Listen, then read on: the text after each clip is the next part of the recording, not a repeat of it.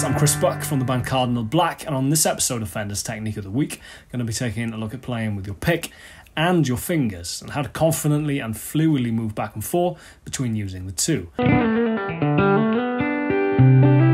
Using your fingers just sounds different. It's softer, it's darker, it's slightly warmer, mixed with a bizarre kind of percussiveness, I guess, that you get through having to strike the string relatively firmly in order to get it to resonate. Now, you can hear the differences between the tone of using a pick and using your fingers, and this next clip will alternate between the two.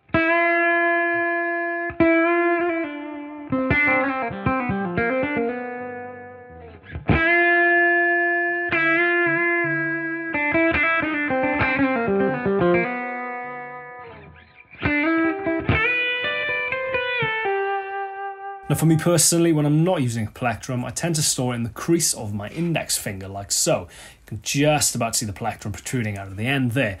Now, I've always done it this way, but I do understand it is a relatively unorthodox way of doing it. I've never really thought of it in the sense of losing the use of this finger, as some people point out. To be honest, the nail on this finger snaps like a wet Kit Kat at the first sign of trouble, so it really wouldn't be up to much otherwise, so much as I'm gaining the use of several other fingers that I wouldn't have access to if I was holding a pick. Now, as I said, I do understand it is a relatively unusual way of doing it, so if it's not for you, that's absolutely fine. But in my experience, at least, with this kind of thing, there's no right nor wrong. And definitely with using a pick and fingers, it's whatever facilitates the quick movement back and forth between the two. And when I am playing with my fingers, I'm primarily relying on using my thumb and my middle finger. Although for any chordal work that involves more than one or two strings, you will see me using my third finger, as with the introduction clip.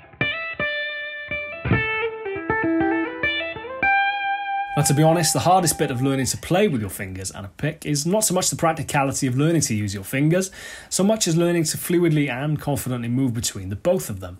Now, this next clip is taken from a relatively recent episode of Friday Fretworks, which is a YouTube series that I do, where you can see that at this point it really is an unconscious thought process. It's long past the point where I have to give it any active thought as to when I use one or the other.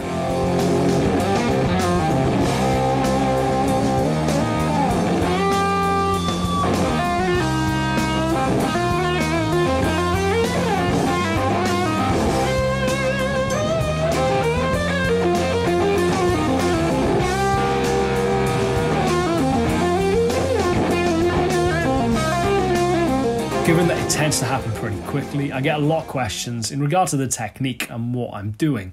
So in this next clip, I'm going to take a lick that after playing it at full speed, I'm going to slow it down, show you not only where I changed to using my fingers, but how I changed to using my fingers. It's a little bit like this.